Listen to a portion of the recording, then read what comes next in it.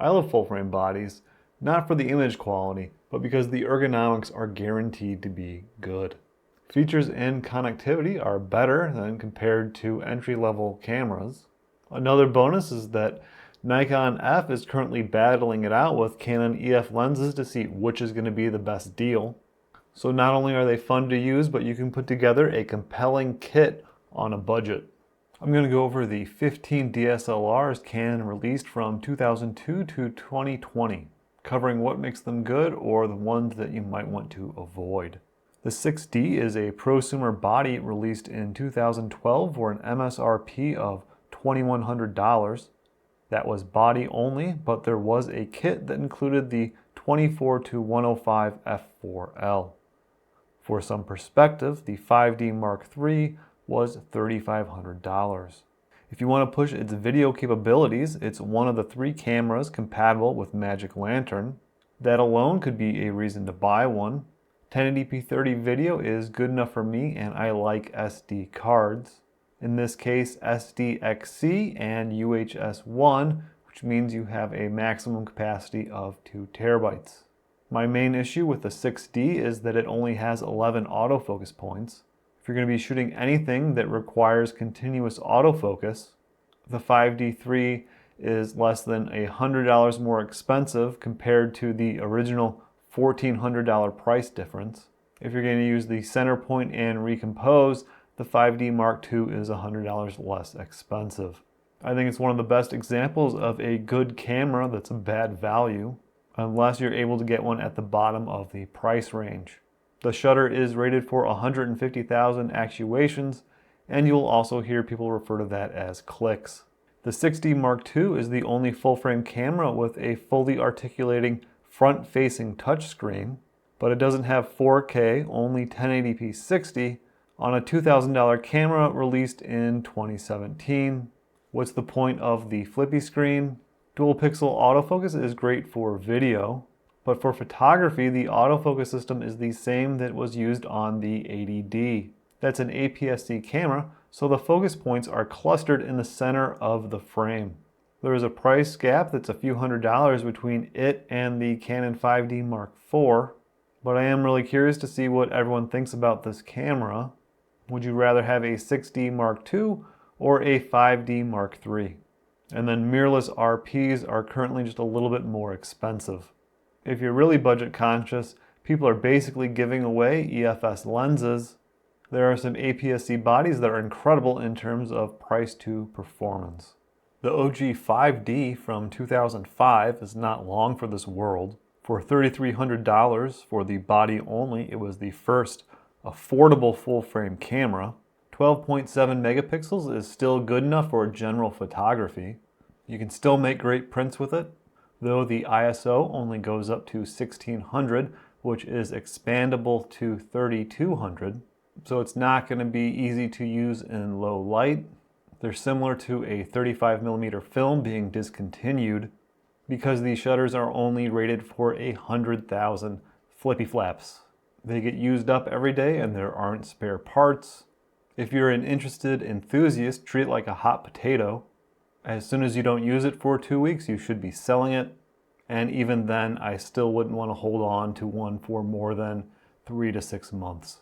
And even then, I wouldn't be surprised if one died on me in that short amount of time.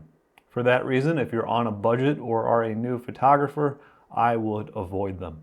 The 5D Mark II was released in 2008 and is the first DSLR capable of recording 1080p video. It's shocking how usable this camera still is today. Using Magic Lantern, it can record raw 2.8K video. The catch is that you need to buy the fastest compact flash cards, which are expensive. For photography, you get 21 megapixels, which is more than enough, but it only has 9 autofocus points. I use back button autofocusing, using the center point to focus and recompose, so I'm not bothered by the limitation. If you want to track moving subjects during continuous shooting, my recommendation would be to look at a 7D Mark II or spend a little extra on a 5D Mark III. You should also be aware that age is catching up to these. The newest ones are going to be manufactured in 2011 or possibly 2012. My rule of thumb with electronics is to give them about 20 years of life. So there's probably another about 5 years before low shutter count models compared to the 150,000 actuations these shutters are rated for begin to disappear. The 5D Mark III is the best camera compatible with Magic Lantern. It was released in 2012 for $3,500 for the body only. It's an impressive upgrade as it is possible to record raw 12-bit 3.5K video. The increase to 22.3 megapixels is notable not for the increase in resolution, but because it is a new sensor that has better high ISO capabilities. With 61 autofocus points and 6 frames per second, it's going to be better at continuous shooting and tracking moving subjects than the 5D Mark II. Those specs are better than anything found in the 1DS line in a smaller and newer package. It has dual card slots, 1 compact flash, 1 SDXC, but not UHS-1. It's a Mark II, but better and weather sealed with the same 150,000 shutter rating. Combine it with an L series lens and no one is going to be able to tell the images apart from a modern mirrorless camera. I think it is the second best value of the 15 cameras, right behind the 5DS. The Canon 5D Mark IV has remained popular since its release in 2016, as shown by the fact Canon is still selling them. Though I wonder how much longer that will be for, because they are no longer being sold with the C-Log video upgrade. I also do not know if it is still possible to send them into Canon for the upgrade. So if you want to get the most out of the 4K 30 video, buy one that already has the upgrade. Along with that, you're going to need fast compact flash cards. For photography, it's a jack of all trades that can handle any situation. Many of them are still being used professionally. They are rated for 150,000 actuations, so pay attention to that and their cosmetic condition. Canon has released 11 full-frame mirrorless cameras, and none of them top the 50.3 megapixels of the 5DS from 2015. Yes, the R5 Mark II will destroy it in terms of autofocus, frame rate, and video, but what if those features aren't important? When that's the case, I think this is the best value, high-resolution camera available. A bonus is that there is an overwhelming number of deals on EF lenses right now.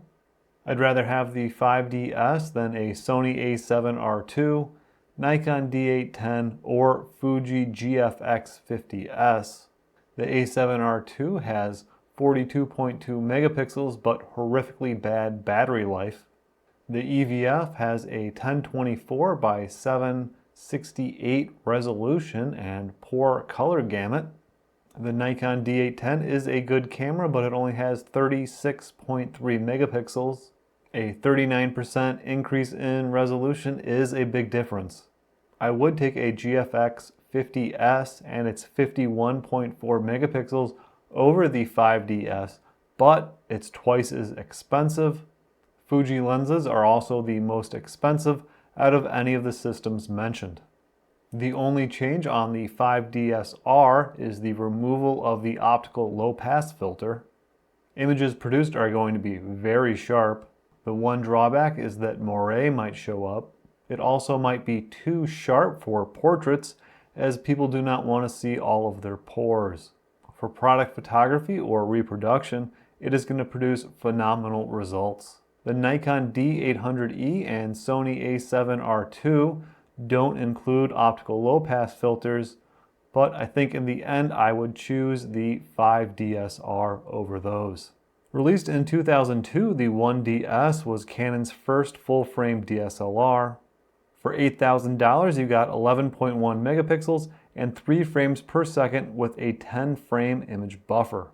Don't get it confused with the 1D series, which uses APS-H size sensors. APS-H sensors have a 1.3x crop factor as they are slightly larger than APS-C sensors. Low supplies of this camera are pushing prices up. That should be of concern because they are uneconomical to repair and will be experiencing higher rates of failure in the future. That's why I think they're going to be a poor value because there's a high likelihood that they will break. The 1DS Mark II was a 16.7 megapixel monster released in 2004, as it should have been for $7,500.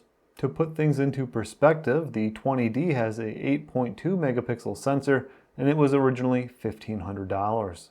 The shutters are rated for 200,000 actuations and you can still find low shutter count copies out there.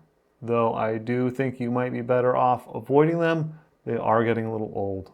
And while I bet they are tons of fun to use, I think that the 5D Mark II is going to be a better value. The specs get eclipsed by newer cameras. Of course, the 1DS Mark III sees a resolution bump up to 21.1 megapixels. The shutter is rated for 300,000, so if you're an enthusiast, have at it. If you're not, how do you feel about the ISO maxing out at an expanded 3200? It was released in 2007, the same year that Nikon released their first full-frame DSLR, the D3. The 5D Mark III beats it in terms of frame rate with 6 compared to 5. It also has better high ISO performance. It's similar in price and there is a grip available. Taking some of the alternatives into account, I just don't think it makes a lot of sense in terms of price to performance. The 1DX was released in 2012 at the peak of DSLR sales. It has 18.1 megapixels and can shoot at 12 frames per second. That's impressive performance considering the price and that the shutters are rated for 400,000 actuations. It can record 1080p 30, which is always nice to have.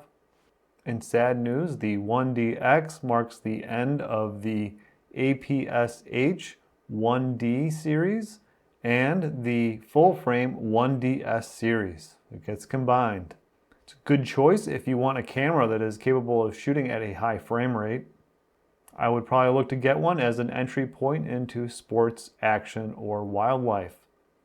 In 2013, if you wanted to record 4K in 8-bit 422, the 1DC was your $15,000 DSLR-shaped cinema camera solution. The biggest downside of this camera is the pronounced rolling shutter.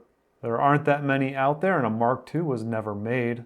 Depending on how you want to rig the 1DC, the C500 or C300 Mark II will probably be pretty close in terms of price, and they will have better controls. I really don't understand who this camera was marketed towards. If you have an idea, please let me know. I'm really not surprised that there are so few of them out there. The 1DX Mark II can record 4K 60 internally, but only in motion JPEG. HDMI out is limited to 1080p, and it has a touchscreen. I have a hard time believing the hardware isn't capable of at least 10-bit 4K 30.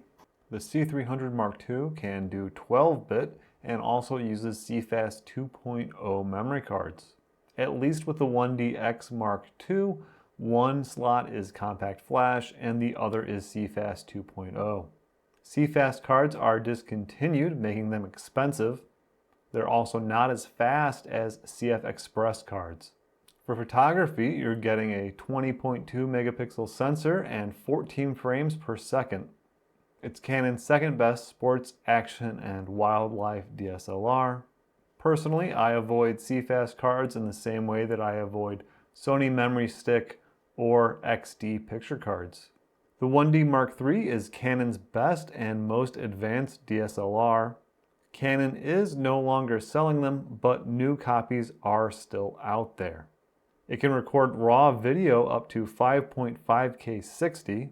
There's 161 autofocus points and it can shoot 16 frames per second. I don't know how everyone feels about the 20 megapixels. I think it's good for preserving storage space. And that's going to be important seeing as how these shutters are rated for 500,000 actuations. These cameras are definitely going to be around for a long time, and thankfully they use CF Express memory cards. And if you do the math, depending on how many memory cards you need, the Mark III might actually be less expensive than the Mark II. They're still being used professionally, and I expect that to continue for a long time.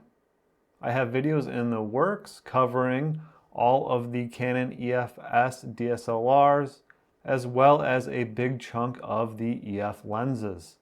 Please subscribe if you haven't and watch another of my informative videos. Thank you for watching.